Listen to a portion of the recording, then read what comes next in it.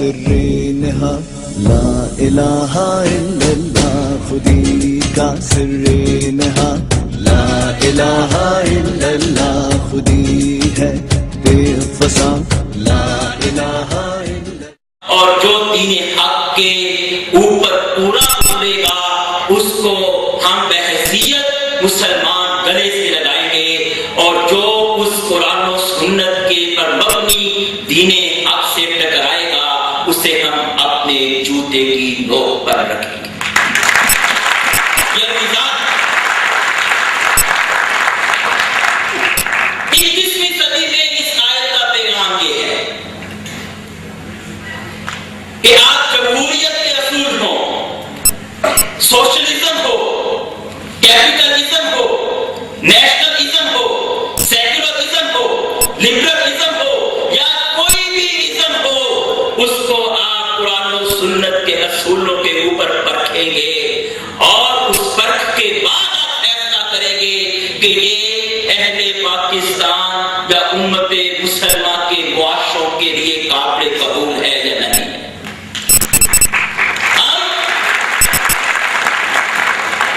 رسول عربی پر، اللہ کی کتاب پر، اللہ کے دین کے نظام ہونے پر، اللہ کی توحید پر ایمان ہونے پر اس کی حیثیت سے میرا فرض ہے، اور آپ میں سے ہر فرد کا یہ فرض ہے کہ ہر طرح کے تعصبات کو چھوڑ دے، ہر طرح کے تعصبات کو چھوڑ کر قرآن و سنت کو اپنے لیے معیار بنا لے۔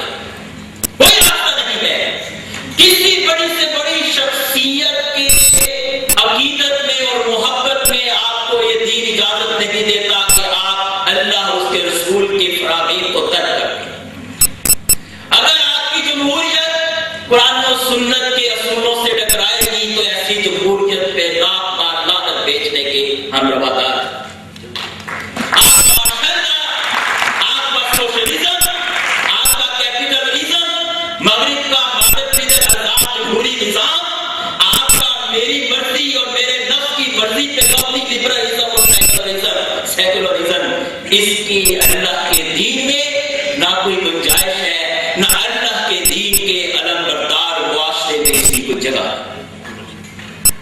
یہ تین چیزیں بھیجی، البینات، الکتاب، المزاح، اور تینوں چیزیں ایسی ہیں کہ اس پر ظاہر ہے کافی اور گفتگو ہو سکتی ہے، لیکن میں آیت کو ختم کرنا ہے، میں اس کی آگے بڑھوں گا۔ یہ تینوں چیزیں کیوں بھیجی؟ آپ توجہ ادھر ہے کیا؟ یہ تینوں چیزیں کیوں بھیجی تھی؟ بچوں سن رہے ہو آپ محمد عربی کے بول پر ایمان لاتے ہو کہ نہیں لاتے؟ آپ قرآن حکیم کو لافانی اللہ کا کلام تسلیم کرتے ہو کہ نہیں کرتے؟ اور آپ الکتاب کو اپنے لیے مشرع راہ سمجھتے ہو کہ نہیں سمجھتے؟ آپ دین حق و باطل کی کسوٹی تسلیم کرتے ہو کہ نہیں کرتے؟ اللہ کی کتاب یہ کہتی ہے کہ میں نے تمام رسول اس لیے بھیجے، لقد ارسلنا رسولا، تمام رسول یہ تین چیزیں دے کر اس لیے بھیجے کہ لیقوم الناس بالقسط، تاکہ انسان عدل پر قائم کر دیے جائے، تاکہ انسان عدل پر قائم کر دیے جائے۔ اس کا مطلب یہ ہے کہ اگر کوئی رسولوں پر ایمان لا کر ان کی دی ہوئی تعلیمات کو اپنا کر ان کے لائن میں کتاب اور دین حق کو معیار بنا کر اس کو اپنی سوسائٹی میں نافذ نہیں کرتا تو وہ سوسائٹی عدل کے اوپر قائم نہیں ہو سکتی۔ چنانچہ نتیجہ کیا نکلا؟ نتیجہ یہ نکلا کہ اس بدلتے ہوئے پاکستان کے لیے اللہ تعالیٰ کا یہ فرمان ہم پر یہ حجت قائم کرتا ہے کہ اگر تم عدل کو قائم کرنا چاہتے ہو تو اس دین حق کو لے کر کھڑے ہو جاؤ، اس دین حق کو لے کر کھڑے ہو جاؤ۔ یہ دین ہوگا تو عدل ہوگا، یہ دین نہیں ہوگا تو عدل نہیں ہوگا۔ میرے دوستو مجھے بتاؤ، تو غیر اللہ کی حاکمیت کو حلال کرو گے، تم اپنے اہل پاکستان اور اپنے مسلمان افغان بھائیوں کے خون کو حلال کرو گے، تو یاد رکھو دنیا میں بھی ذلت کا تماچا قدرت تمہارے منہ پہ مارے گی اور قیامت کے دن بھی دوزخ کی آگ کی سپرد کر دیے جاؤ گے. اللہ ہمیں اس سے بچائے. آیت مکمل کرتا ہوں. 3 چیزیں اتاری کہ انسان عدل پہ قائم ہو. اس کے بعد اللہ نے فرمایا وَأَنزَلْنَا الْحَدِيدَ فِيهِ بَأْسٌ شَدِيدٌ وَأَنزَلْنَا الْحَدِيدَ اور ہم نے نازل کیا لوہا. ہم نے نازل کیا لوہا. اس کے اندر بڑی سختی ہے. لوہے کا ذکر قرآن کے ساتھ, لوہے کا ذکر میزان کے ساتھ, لوہے کا ذکر بینات کے ساتھ, لوہے کا ذکر اپنے رسولوں کے بھیجنے کے ساتھ, لوہے کا ذکر انسانوں کو عدل پہ قائم کرنے کے ساتھ اللہ نے کیوں فرمایا؟ کیوں فرمایا؟ میرے دوستو سنیے, آخری نقطہ ہے, سنیے ذرا غور سے. جب آپ ایک فرد کو دعوت دیں گے, آپ بش کو دعوت دے رہے ہیں, آپ ٹونی بلیئر کو دعوت دے رہے ہیں, آپ مشرف کو دعوت دے رہے ہیں, آپ کسی انسان کو دنیا کے دعوت دے رہے ہیں دین حق کی طرف, تو آپ کا ہتھیار دلیل اور علم اور حسن اخلاق ہوگا. آپ کا ہتھیار کیا ہوگا؟ علم, دلیل, اخلاق, کردار.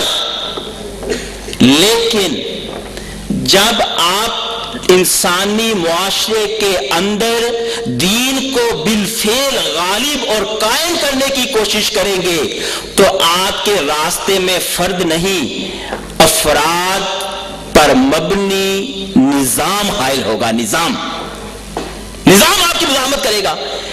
اس لیے کہ ظلم کے نظام کے ساتھ جن طبقوں کے مفادات ہوں گے وہ حق کے علمبرداروں کے خلاف ننگی تلوار بن کر کھڑے ہو جائیں گے. چنانچہ ابراہیم کے خلاف نمرود کھڑا ہوا, موسیٰ کے خلاف فرعون کھڑا ہوا, محمد رسول اللہ کے خلاف قریش کے سردار اور مدینہ کے یہود کھڑے ہوئے. کیوں؟ کہ دین حق کے قیام کی وجہ سے ان کے ظالمانہ نظام کا جو تھا ان کے لیے وہ پروانہ موت تھا. تو جب نظام سے ٹکر ہوگی تو نظام آپ کی دلیل نہیں مانے گا, نظام آپ کی اخلاقیات سے متاثر نہیں ہوگا. نظام کو بالفعل منظم جد و جہد کے نتیجے میں ختم کرنا پڑے گا.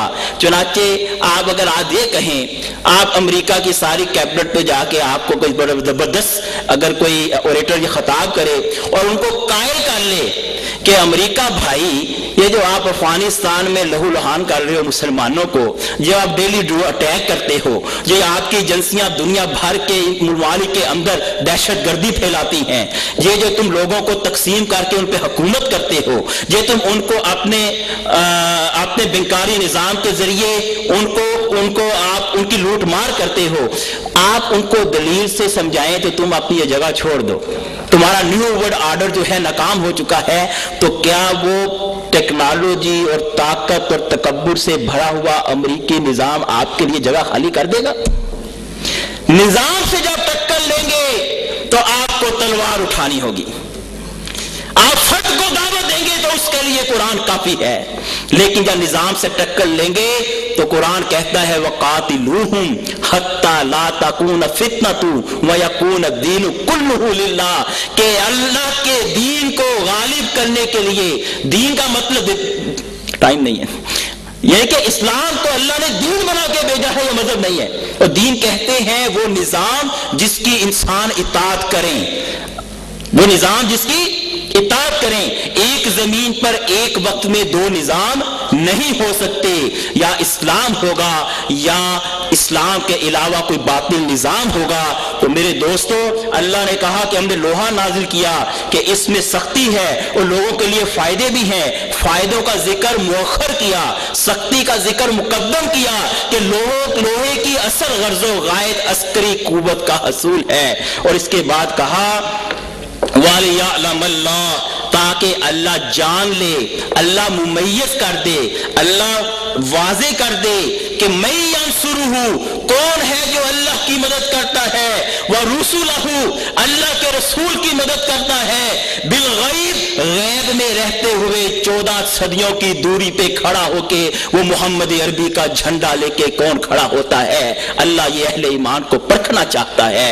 ان اللہ قوی عزیز. اور یاد رکھو کہ اللہ قوی بھی ہے اور غالب بھی ہے، اس سے تمہاری مدد کی حاجت نہیں، لیکن دنیا کو اس نے دارالامتحان بنایا ہے، اور اس کائنات کے اندر چاند، سورج، ستارے، جن، پرند، تمام چیزیں تکوینی طور پر اللہ تعالیٰ کے امر کی پابند ہیں، لیکن امتحان انسانوں کا یہ ہے کہ وہ تشریعی طور پر اللہ تعالیٰ کے امر کے پابند ہو جائیں. اے میرے دوستو، اس آیت کی روشنی میں ہم جسے میں اس کو اگر شعر میں بیان کروں تو یہ کہہ کہ میری زندگی کا مقصد تیرے دین کی سرفرازی، میں اسی لیے مسلمان، میں اسی لیے نمازی، وما علینا الا البلاغ المبین.